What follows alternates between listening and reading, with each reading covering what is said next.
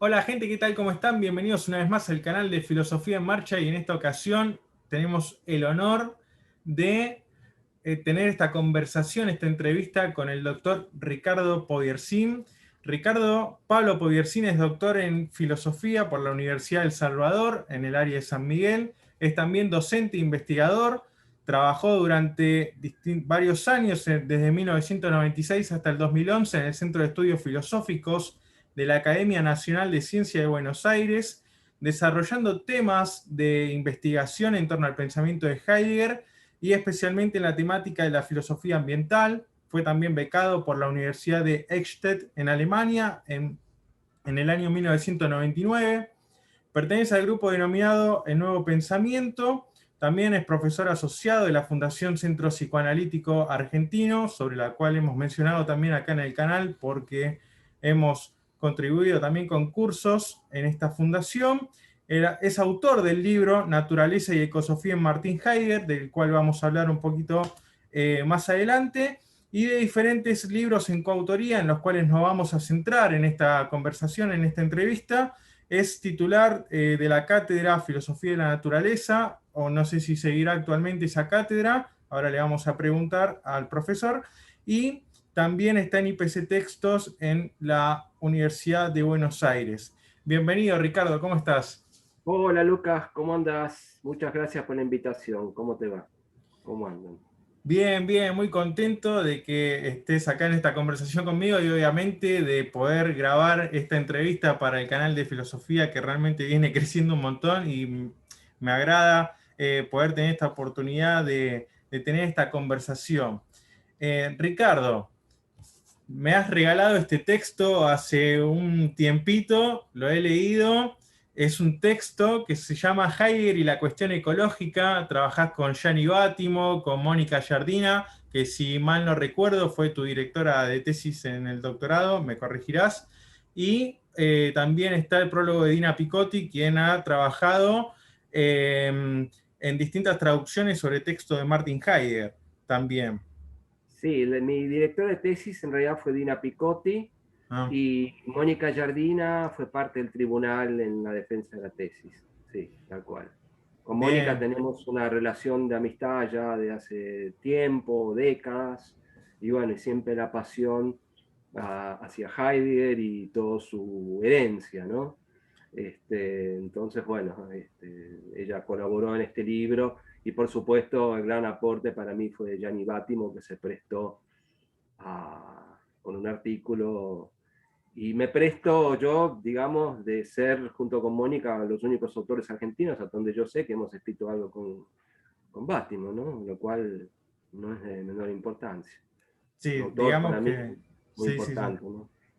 Digamos que Gianni Bátimo acá en este canal no necesita presentación porque trabajamos mucho con Nietzsche y Heidegger y digamos es una constante referencia para quienes comienzan, sobre todo por esos textos que tienen introducción a Nietzsche, introducción a Heidegger, ¿no? Para quienes quieren adentrarse en ese mundo de la filosofía. Sí, así es, sí, sí, sí, tal cual. Así que, bueno, Ricardo, te queríamos comenzar esta conversación por tu gran obra, al menos por ahora.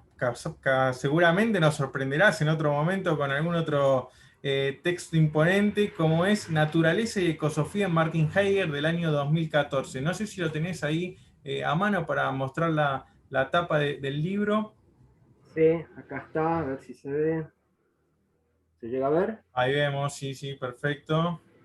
Igual después la vamos a buscar para ponerla ahí en la imagen de miniatura del video. Contanos un poquito sobre el tema de naturaleza y después, supongo, y ecosofía, ¿no? Sí. ¿Cómo se adentra esto? ¿Cómo lo trabaja Heidegger o cómo empezaste vos con este trabajo, este interés por la naturaleza y por la ecosofía? Sí, sí, bueno, yo lo empecé a trabajar el tema en Heidegger, la cuestión, en realidad, mi tesis de licenciatura ya se denomina la pobreza del mundo animal, el problema de la pobreza del mundo animal en Martin Heidegger, que trata sobre una lección que él impartió en los años 29-30, que son los problemas fundamentales de la metafísica, digamos, ¿cómo se llama? El tomo 30. Y a partir de ahí, yo ya en el año cuando estuve en Eichstätt, que vos nombraste, que fue en el 99, ya a partir de esa época y un poco antes empecé a trabajar el tema de la animalidad en Heidegger, ¿no? De la cuestión si el animal tiene mundo y cómo es el mundo. Y Heidegger plantea ahí a modo hipotético al animal como pobre de mundo en esa lección. Entonces me empezó a interesar ya ese tema ahí porque, bueno, Heidegger lo deja como abierto, ¿no? Eh, y después sí, con el correr del tiempo, cuando terminé la licenciatura, que fue también en, ¿cómo se llama? En Salvador, pero acá en el centro, eh, decidí, bueno, ¿qué pasaría si yo en lugar de centrarme solamente en la cuestión del animal o de la animalidad en Heidegger, en esa lección, extendiese, digamos, o hiciese una investigación sobre el tema, no solamente de la animalidad, sino de la naturaleza y la tierra, tal como lo entiende Heidegger, en toda su obra, ¿no? Vale decir, al menos desde Ser y Tiempo, de la época de Ser y Tiempo, hasta sus últimos escritos que terminan con esta temática cuando él plantea el tema de la cuaternidad, o el Gefier, ¿no? El famoso, sí, la cuadratura. Sí. Entonces, ahí es donde empecé un arduo trabajo, pero que fue muy placentero al mismo tiempo, de investigación y bueno, el texto que después fue la defensa de la tesis doctoral, consta de 4 capítulos, de los cuales los primeros 3 tratan sobre, bueno, el primero trata sobre el tema de la naturaleza como aparece en Ser y Tiempo, que es un tema muy poco trabajado. Yo lo encontré en algún que otro autor norteamericano, sobre todo en Hubert Dreyfus, donde él intenta, en un texto que se llama Ser en el Mundo, donde él intenta mostrar que hay en Heidegger algo así como un realismo hermenéutico plural, una cuestión ardua, ¿no? Y él se pone a discutir con otros autores, y bueno, eso yo me metí ahí a investigar, me pareció interesante, trabajar el tema de la naturaleza tal como aparece en Ser y Tiempo, y después ya me metí en el segundo capítulo, desarrollé lo que había desarrollado en la tesis de licenciatura, pero con mayor profundidad, que es la cuestión del mundo animal, hasta qué punto el animal tiene mundo, y cómo es la relación del hombre con el animal en esta pobreza del mundo del animal, etc. Y en el tercer punto ya empecé con la cuestión del mundo, la interrelación o el litigio entre mundo-tierra, tal como aparece en el origen de la obra de arte. Y después, bueno, trabajé otros textos vinculados con Hölderlin, que investigó Heidegger y que publicó, y así hasta llegar al habitar y al tema de la cuaternidad, ¿no? Eh, bueno, eso fue, digamos, la parte heideggeriana. Después, en un momento yo conocí en los encuentros en la Academia Nacional de Ciencias y también antes en San Miguel, que hacíamos las reuniones con el grupo Pensamiento y Cultura. No, perdón, el Nuevo Pensamiento es el grupo, no Pensamiento y Cultura. El Nuevo Pensamiento, que estaba a cargo el padre Scanone para aquel entonces. Conocí a una doctora en filosofía, que en aquel momento todavía no se había doctorado, porque estaba trabajando ya de hace décadas con el tema de la ecofilosofía. Y me pasó algunas de sus obras y me pareció muy interesante. Le dije, ¿qué pasaría si yo vinculase a Heidegger con el tema de la ecofilosofía o filosofía ambiental? Y bueno, el último capítulo de este texto trata sobre esa relación, basándome, y termino con esto, en un autor norteamericano que es Michael Zimmerman, que tiene un texto que trata precisamente sobre esa relación, ¿no? Ahí Michael Zimmerman desarrolla distintas corrientes ecofilosóficas, por ejemplo, la ecología social, el ecofeminismo y la ecología profunda, y en uno de sus capítulos vincula el tema de la ecofilosofía con el pensamiento de Martin Heidegger.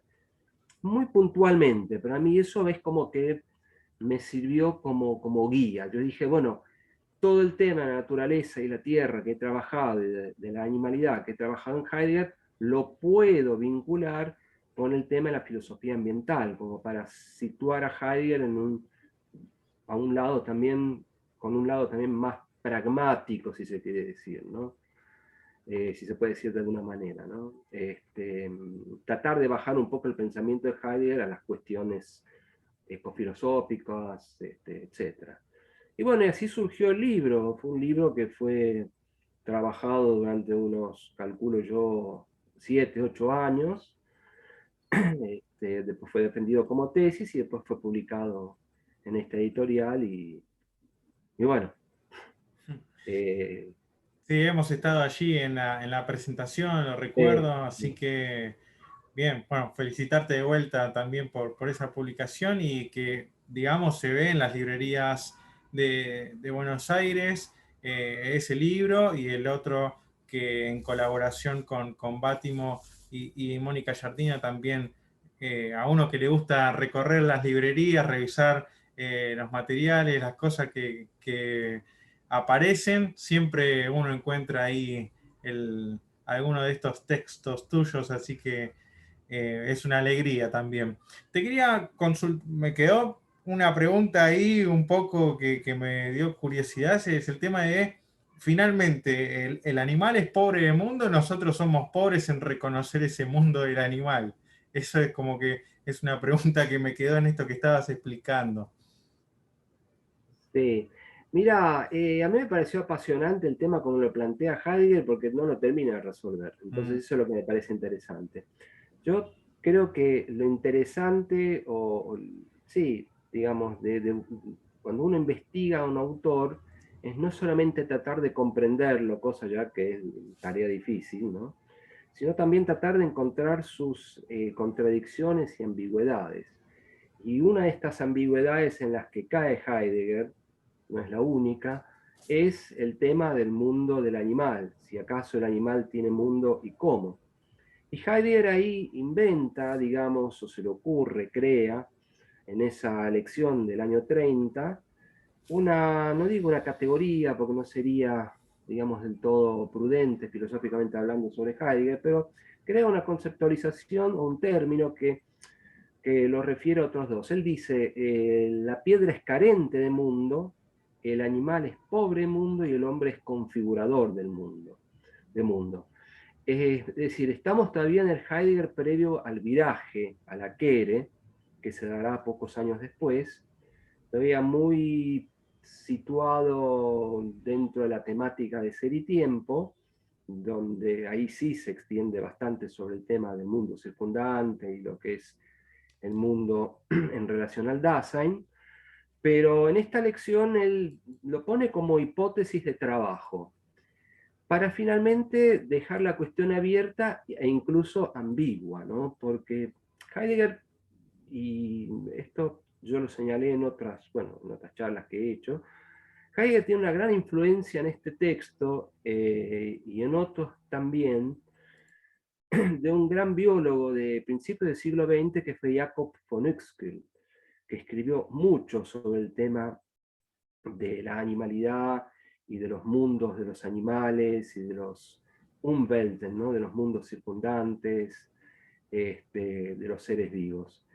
Y Heidegger yo creo que toma mucho de von Uexküll, aunque después lo critica.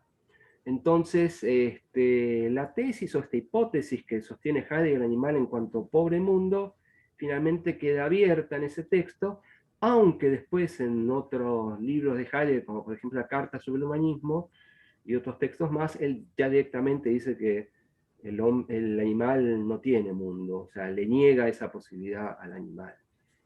Es más, el animal estaría, por eso está ese abismo entre el hombre y el animal, o el ser vivo en Carta sobre el Humanismo, y el animal estaría, digamos, reducido a su entorno, ¿no? O sea, carente de mundo, y en ese sentido estaría en el mismo estatuto que la piedra, pero ese es un Heidegger ya que no, es como que deja abierta la cuestión y von Velte, sí, von Velte creo fue que lo dijo, no me acuerdo cuál autor, no, von Velte no, von Hermann, perdón. Von Hermann fue el que dijo que hay que leer la tesis esto que afirma Heidegger en Carta sobre el humanismo, a la luz de lo que él había dicho antes en los problemas fundamentales de la metafísica. Es decir, habría que leer esa falta de mundo o esa restricción del animal o de los seres vivos al entorno a la luz de lo que él dijo previamente sobre la pobreza del mundo, ¿no? Como para tener una concepción más abarcativa, ¿no? Pero es un tema interesante, es un tema contradictorio, lo deja ahí, no lo desarrolla mucho más Heidegger. Y bueno, a mí me pareció interesantísimo, repito, indagar en esta cuestión, ¿no? Sí, sí, suena realmente interesante. Me impactó cuando nombraste todo este tema de justamente de la pobreza, pobreza del mundo, y justamente en esta relación después que se haría entre el animal y el mundo y el animal y el ser humano, por denominarlo de alguna manera.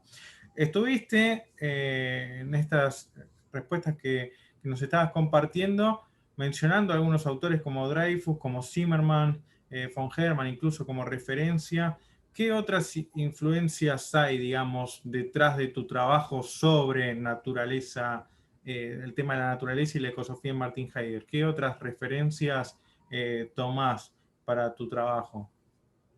Tomé referencias de autores que si te digo ahora me tendría que fijar en el índice, porque incluso he olvidado, uno escribe una obra y después es como que la obra se independiza, ¿no? Sí, sí, sí. Pero básicamente me ceñí mucho a los textos de Heidegger, muchísimo, y después sí, tomé algunas cosas de, como dije antes, de Forkherman, de Dreyfus, eh, de Otto Pögeler, por supuesto, y de otros autores comentadores de Heidegger. Pero esta era una temática que yo trabajé muy solitariamente, porque no Mm. encontré muchos autores que trabajasen o que investigaran sobre el tema de la animalidad en Heidegger.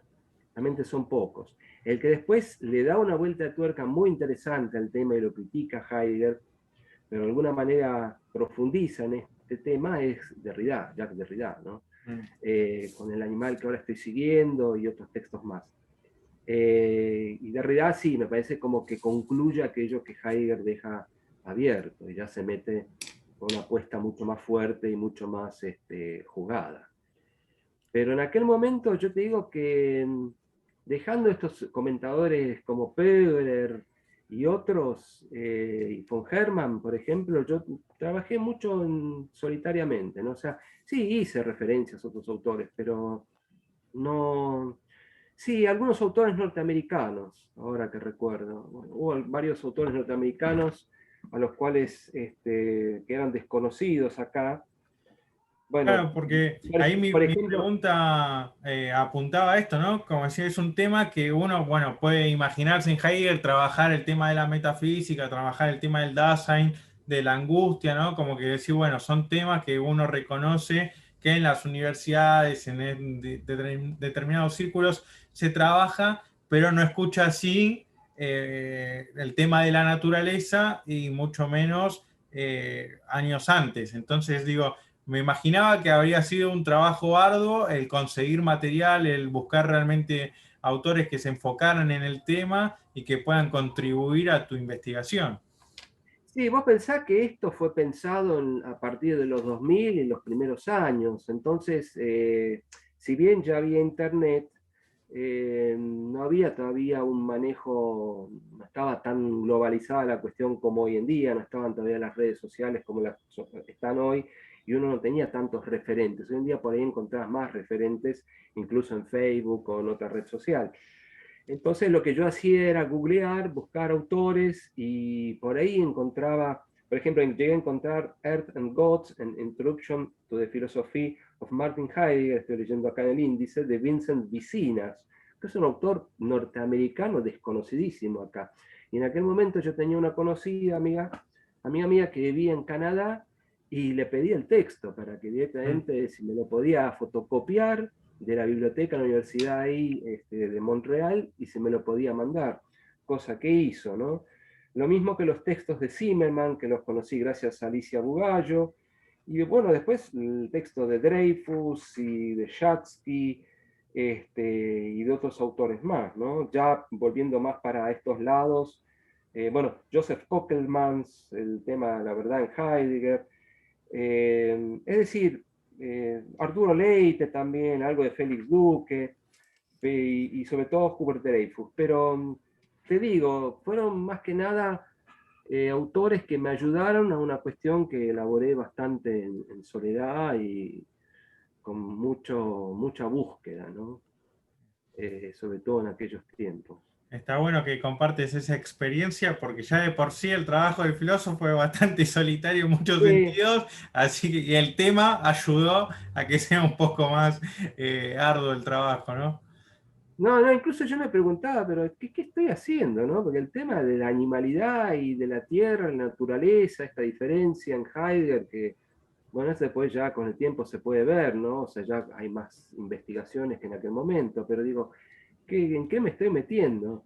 Y Sí, bueno, finalmente me animé y lo hice y creo que salió un texto interesante. sí, no, y además, bueno, me parece que anticipando también algo hoy día el tema de la naturaleza resuena muchísimo más, el tema de la animalidad también, ya se dictan seminarios sobre estos temas, así que Sí, un precursor también en algún punto.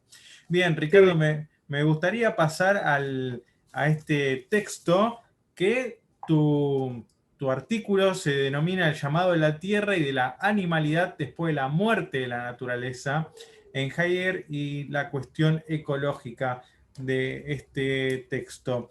Acá aparecen varios conceptos, varias temáticas, ¿no? El tema de la importancia de tierra, animalidad y naturaleza en Heidegger, algo que ya estábamos anticipando, que ya estábamos hablando. Y entendí acá, ¿no?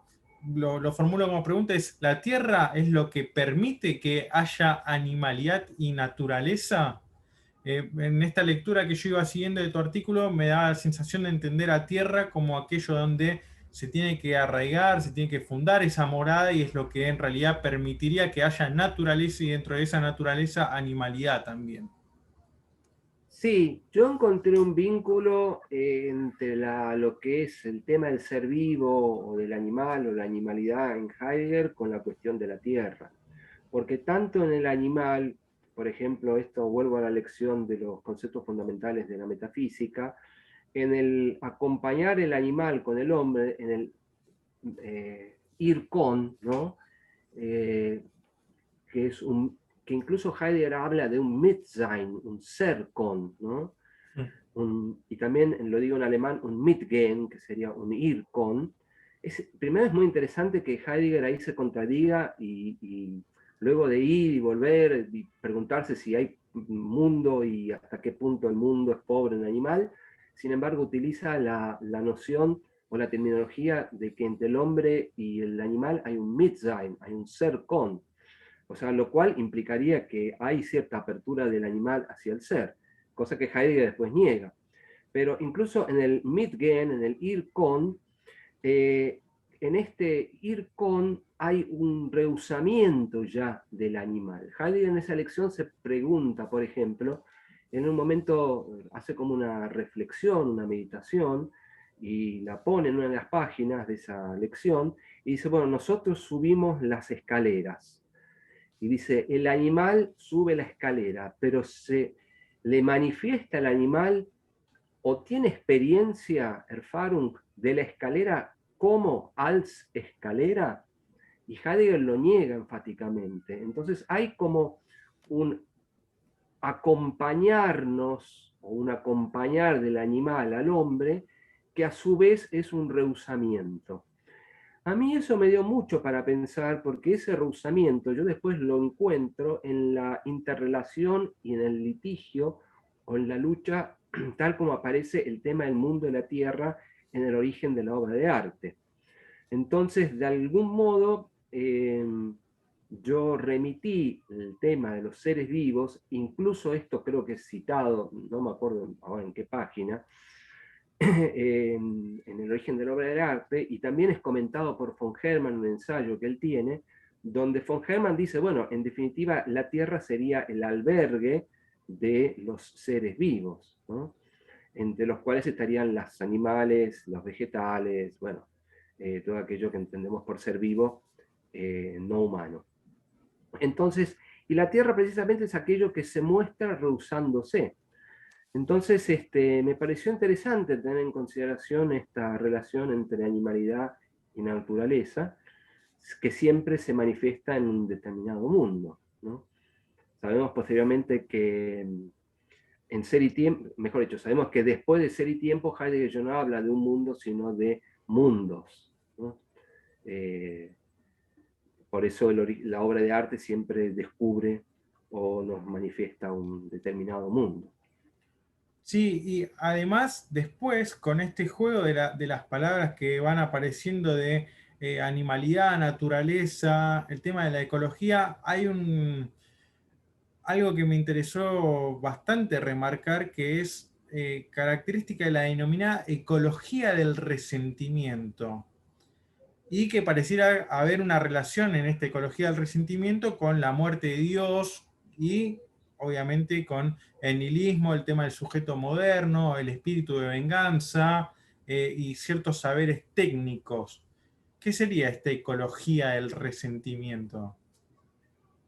La ecología del resentimiento en realidad es un término que utiliza otro autor eh, que trabajó este tema, cuyo nombre no recuerdo perfectamente ahora, o sea, mejor dicho, me lo he olvidado, pero que, digamos, en última instancia lo que hace es, lo que él dice, la ecología que hoy en día, o los ecologismos que están hoy en día en boga, o la ecología que se propone hoy en día, es una ecología del resentimiento, en el sentido que es una ecología reaccionaria contra el mismo, o reacciona, mejor dicho, contra el mismo proyecto de Occidente, pero sigue ligada a este mismo proyecto.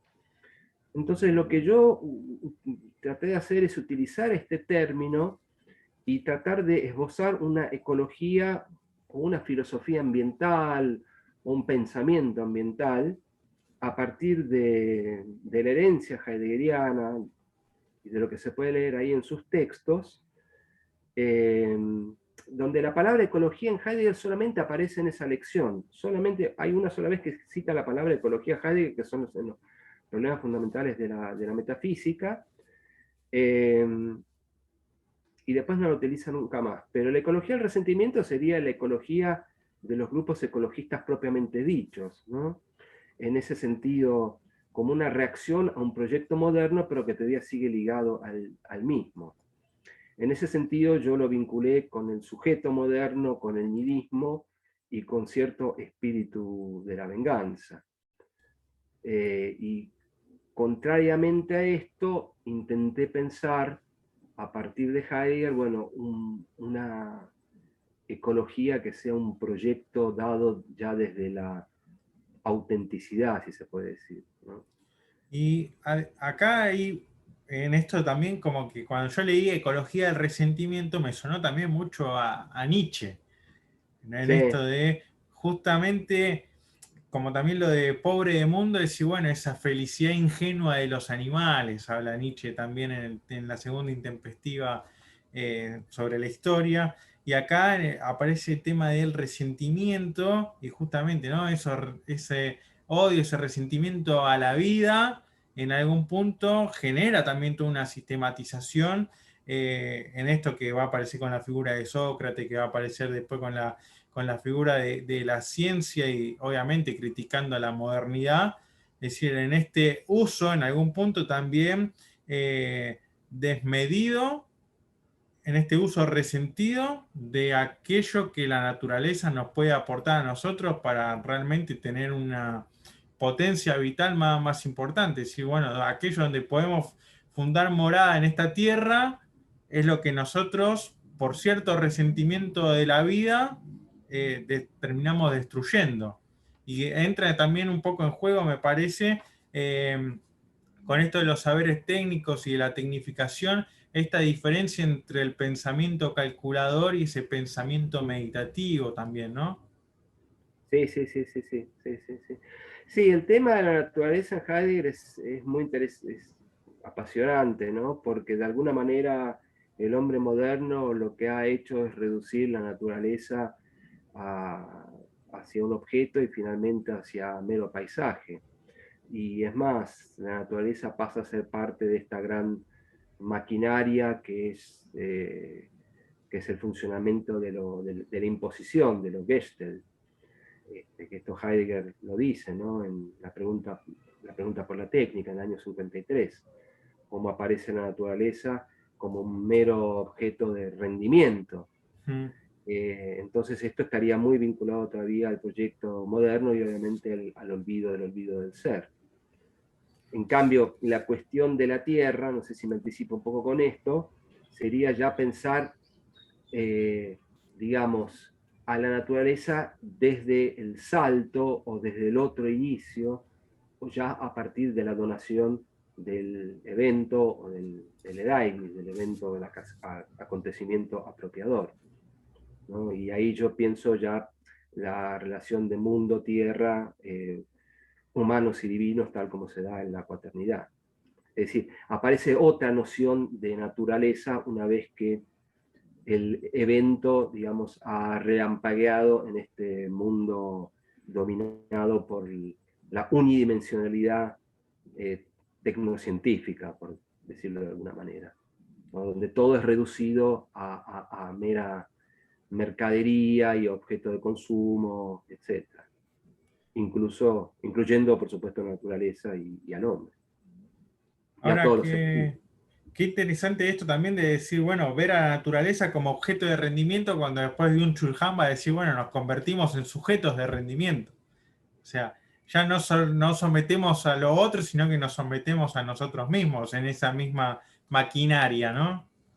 Sí, además es que cuando este autor coreano empezó a escribir, a mí cuando lo empecé a leer, y todavía tengo algunos textos de él que cada tanto me compro, no me llamó para nada la atención, porque digo, es la continuación Mm.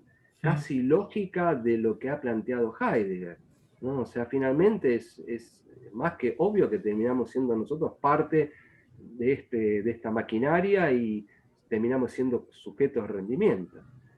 O sea, nos hemos pavoneado, como decía Heidegger, en ser los amos o los señores de la naturaleza y terminamos siendo sus esclavos. O sea, Claro, parte mismo de esta mercadería que queremos dominar y en el fondo nos domina a nosotros, de esta funcionalidad. tal cual, sí, sí, muy, muy interesante. Ahora que vos lo mencionabas, obviamente, y bueno, ya cuando se van agotando otros espacios, vas avanzando sobre otros nuevos. Es decir, ¿por qué si lo aplicaste en la naturaleza no lo vas a aplicar en otras personas? Sí, sí, sí, sí. Sí, acá habría que relacionar, cosa que yo he hecho, no me acuerdo ya si en estos libros, no me acuerdo si está ahí en ese texto, pero en otros lugares sí, y es que yo hago esta triple vinculación entre la muerte de Dios, la muerte de la naturaleza y la muerte del hombre, entendiendo como muerte de Dios la, digamos, puesta en crisis del Dios ontoteológico, la muerte de la naturaleza en tanto como objeto de dominio y la muerte del hombre como sujeto, ¿no? En el sentido como lo expresa Foucault. Entonces, me parece que estas tres muertes eh, no solamente se relacionan entre sí, sino que implican un cambio radical en lo que es el proyecto occidental y a su vez un desafío para pensar estas tres figuras desde otro lugar, desde un pensamiento ya post-metafísico y no tanto arraigado en la tradición filosófica, que es la que precisamente Heidegger critica, ¿no? O sea, critica en el sentido de que en ella se ha dado el olvido del ser. Y que justo mi siguiente pregunta que tenía anotada era, ¿en qué consiste la muerte de la naturaleza? En esto que veníamos mencionando, el tema de las distintas muertes que se fueron dando en este proceso. Y había una referencia en tu texto a Bill McKibben, Sí. donde aparece desarrollado este tema de la muerte de la naturaleza, que justamente también tiene que ver con el título de tu artículo, de tu sección del libro. Sí.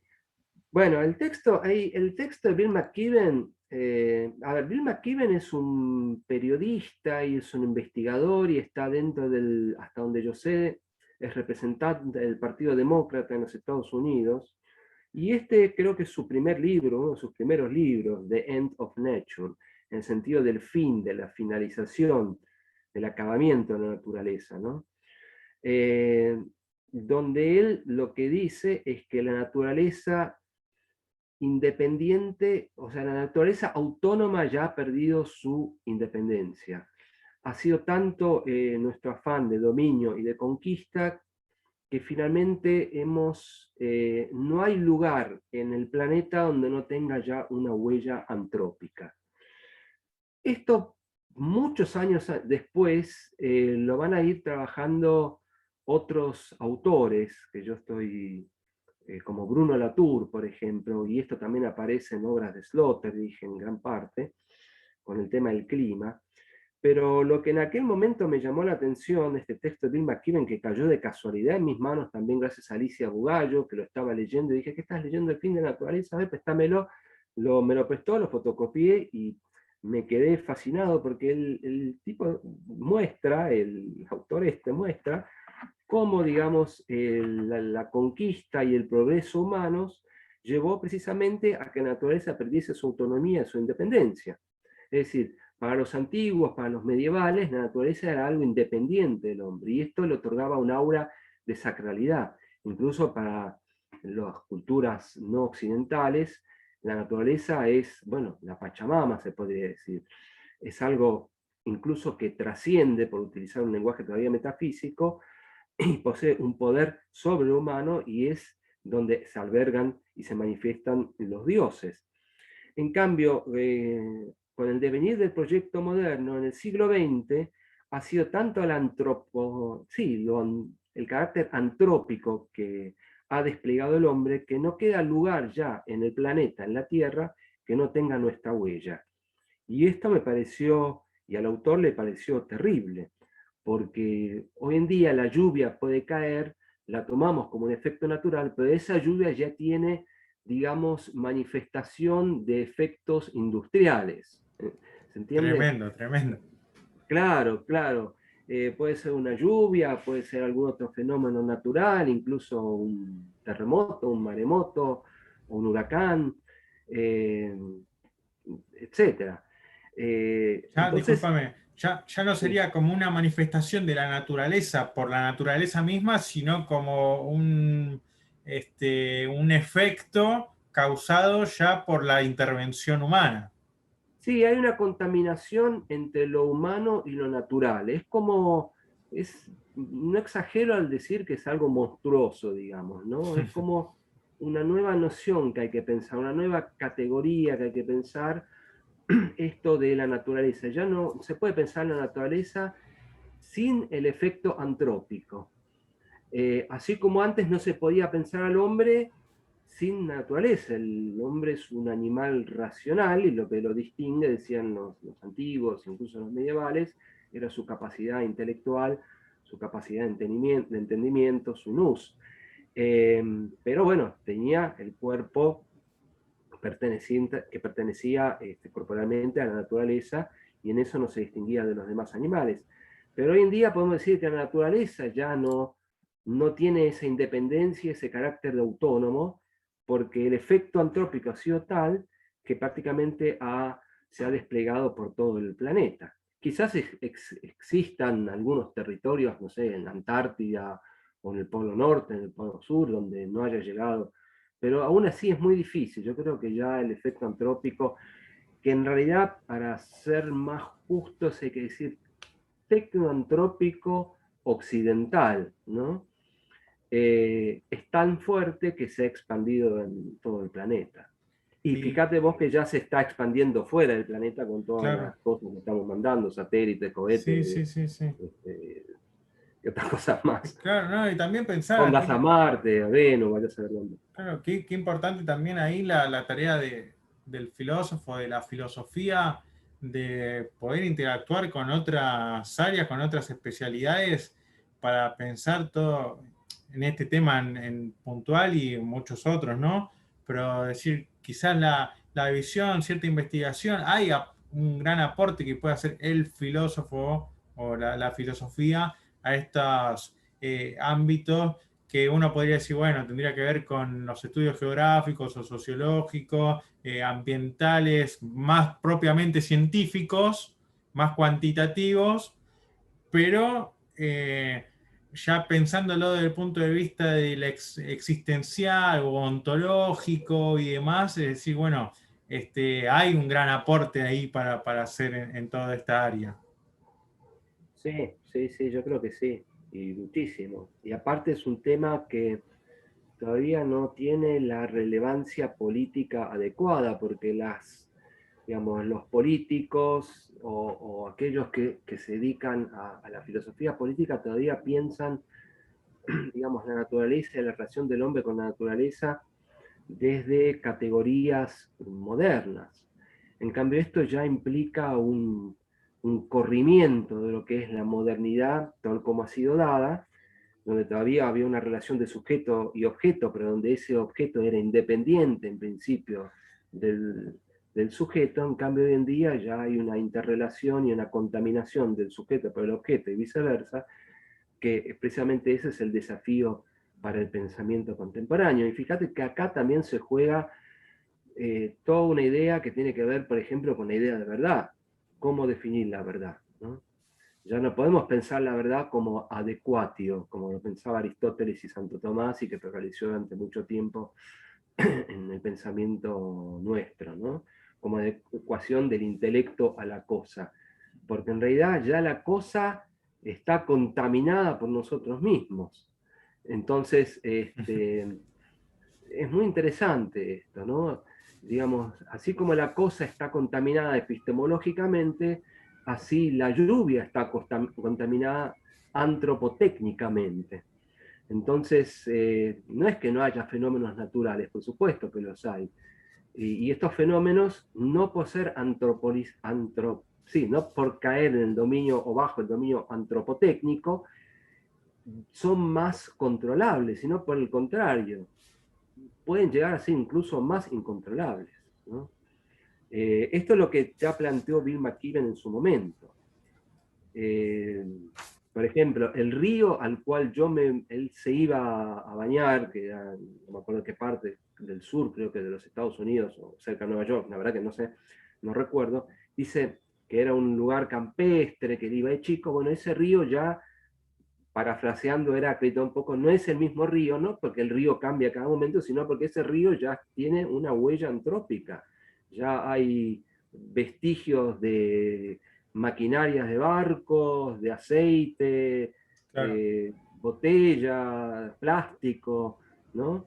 Y esto, por supuesto, hace que ese río no sea el mismo río de hace 200 años. Es decir, esa naturaleza todavía idílica, pensada en la época de Michel Thoreau, en el siglo XIX, a mediados, en los Estados Unidos, donde Thoreau se fue a vivir a su cabaña y estaba en un contacto con una naturaleza impoluta, una naturaleza donde se puede decir que los pájaros, bueno, las aves, los animales inclusive se comunicaban con él. Esa naturaleza ya está dejando de existir. Lo que no implica que, porque acá se pueden tomar dos, digamos, dos implicancias diferentes. Una es, bueno, ya que hemos arruinado todo, sigamos arruinándolo, o ya caemos, Claro, ir hasta el claro, extremo. ir hasta el extremo, o si no, tratar de volver a una naturaleza impoluta. Bueno, ninguno de los dos extremos es bueno. Me parece que el gran desafío del pensamiento es darse cuenta a dónde hemos llegado o a dónde ha llegado la tecnociencia o la técnica, es decir, de Heidegger, la esencia de la técnica o la maquinación, y donde el hombre es en gran parte es el autor y actor principal, aunque también manejado por una fuerza que lo sobrepasa, hasta dónde hemos llegado y bueno, a partir de acá, cuáles son las posibilidades para vivir en un planeta más habitable. Y bueno, esto es todo un desafío.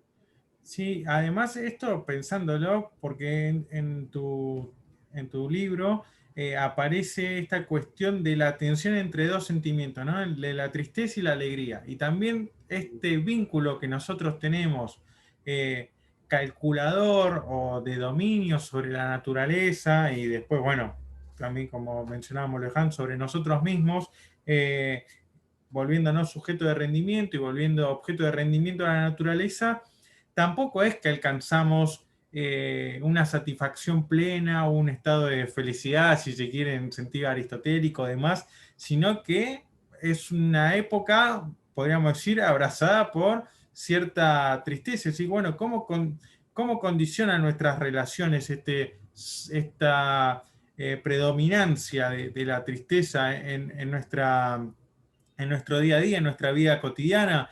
Porque, a ver, si hay una ecología del resentimiento, hay un espíritu de venganza, se genera cierto odio y demás, es decir, bueno, al final esta devastación que estamos llevando a cabo tampoco es por una falta de satisfacción o que algo no nos genera el placer suficiente, no nos completa, entonces seguimos con esa lógica de arrasar con todo, digamos, entonces nos inundamos de esa tristeza, o habría que cambiar entonces esa forma de relacionarnos con la naturaleza para cambiar este sentimiento.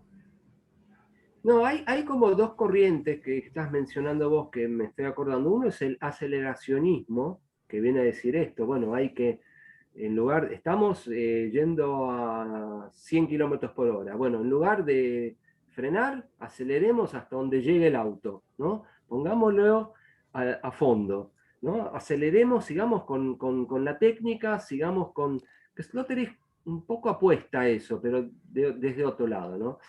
Digamos, sigamos a fondo con la técnica, sigamos a fondo con la tecnociencia, con la ciencia, etcétera, y con esta expansión del dominio tal como se ha dado, aceleremos más porque ahí es cuando recién vamos a darle forma definitiva a esto. Y la otra es el decrecionismo, que sería no, que sería más parecido a la cuestión de la Gelassenheit, de la serenidad heideggeriana, en el sentido de empezar a tomar distancia y bueno, empezar a preguntarnos qué tipo de mundo queremos, ¿no?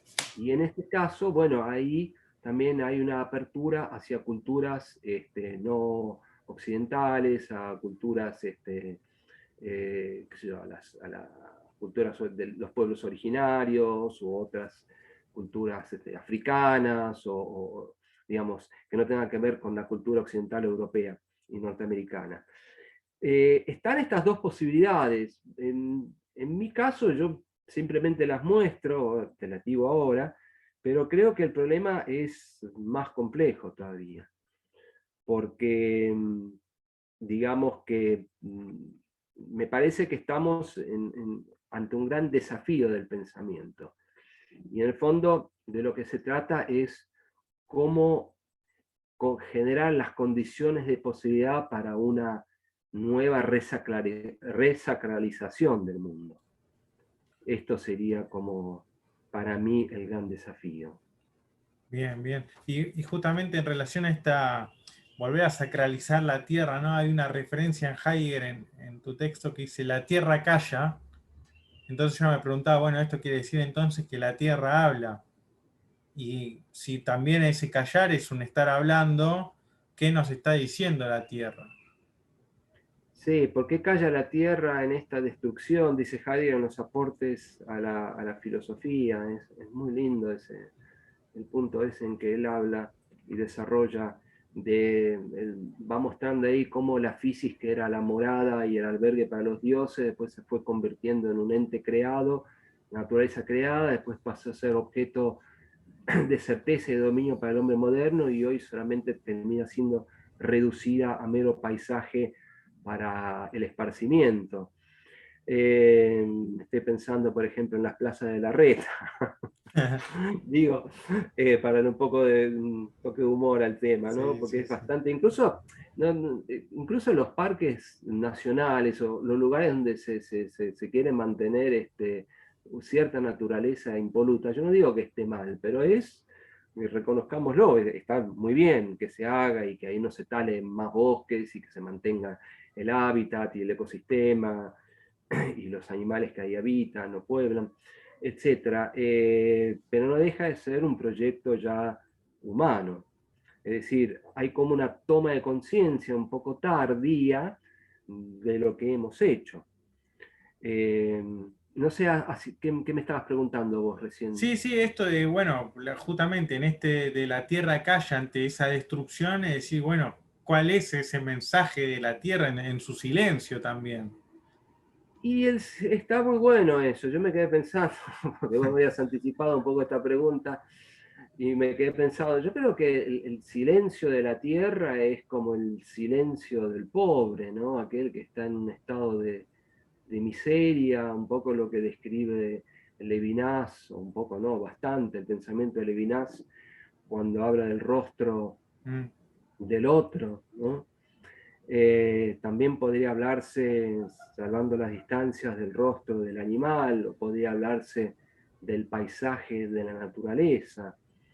O sea, este silencio de la tierra frente a toda esta maquinaria y toda esta dinámica tan ruidosa que nosotros hemos realizado como proyecto. Yo nunca me voy a olvidar, yo no soy ningún pibe, no soy tan joven como vos, ni mucho menos, pero me acuerdo cuando yo era chico, 10 años tenía, 9, 10 años, iba con mis papás al cine, y te pasaban entre una película y otra, era creo que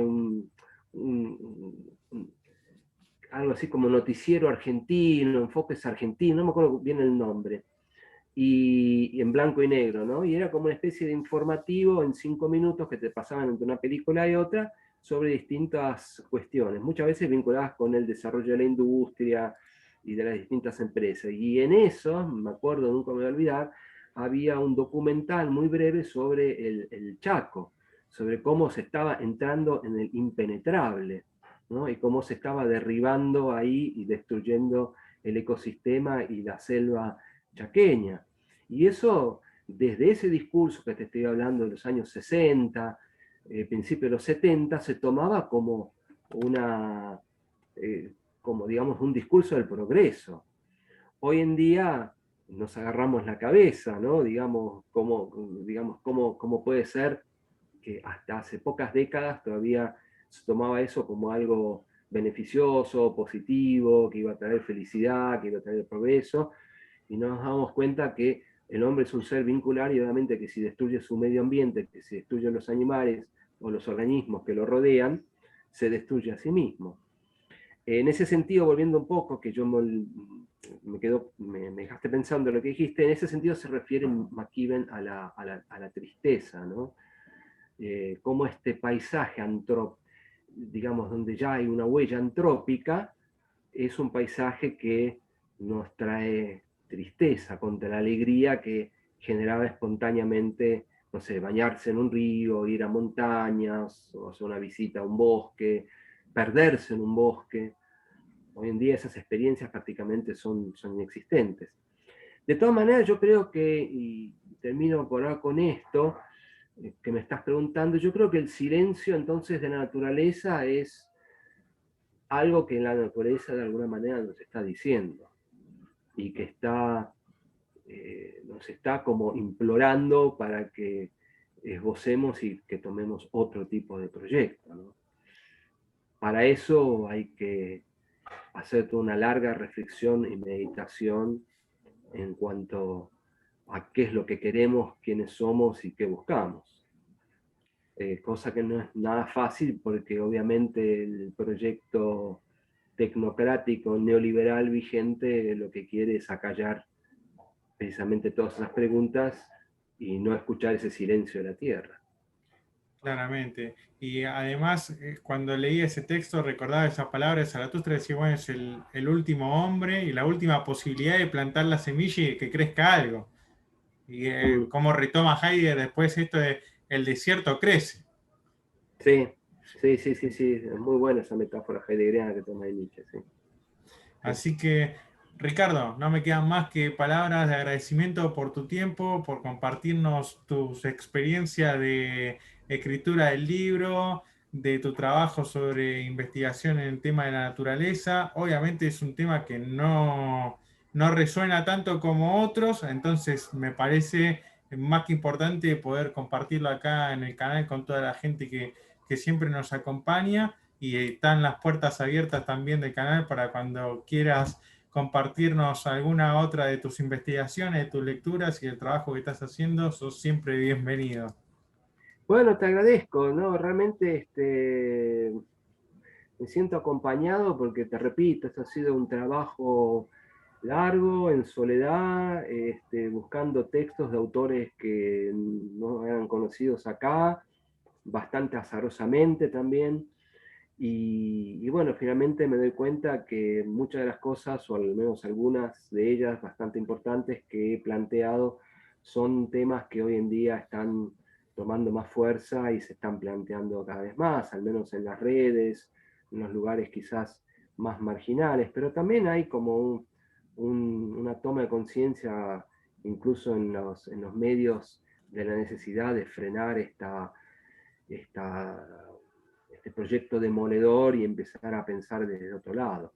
Ahora, yo creo que acá la filosofía tiene una gran tarea, entonces te agradezco muchísimo la invitación e invito a otros también para que se sumen a este tipo de proyectos, porque hay cada vez más cosas escritas y hay cada vez autores y autoras también, ¿no?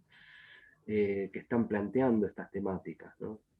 Así que yo mismo, para ir terminando con este programa, estoy trabajando ahora la cuestión del antropoceno, Dios mediante, y con suerte, quizás publique algún libro de acá a un tiempo, que tiene que ver, bueno, que tiene que ver con una continuación de todos estos temas, pero bueno, con un enfoque quizás un poco diferente. Pero básicamente la línea de investigación sigue siendo esta preocupación por la Tierra y por nuestra civilización hoy en día, ¿no? Con nuestro modo de ser y con nuestra manera de vincularnos también humanamente. Porque una cosa no, digamos, no está desvinculada de la otra. Así que te agradezco muchísimo la invitación, Lucas, y bueno, cuando quieras seguimos hablando.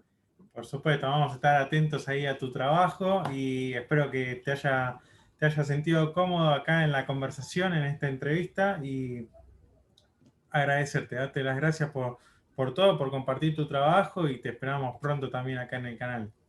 No, te agradezco muchísimo a vos por darme la posibilidad de poderme explayar sobre estos temas. Que de por Bueno, sí, como dije, no es tan fácil, pero bueno, me alegro mucho que haya interés, realmente. dale. Es una gran alegría para mí. Bueno, un saludo, Ricardo, muchas Bueno, gracias. muchas gracias y un gran cariño para todos y hasta la vista entonces.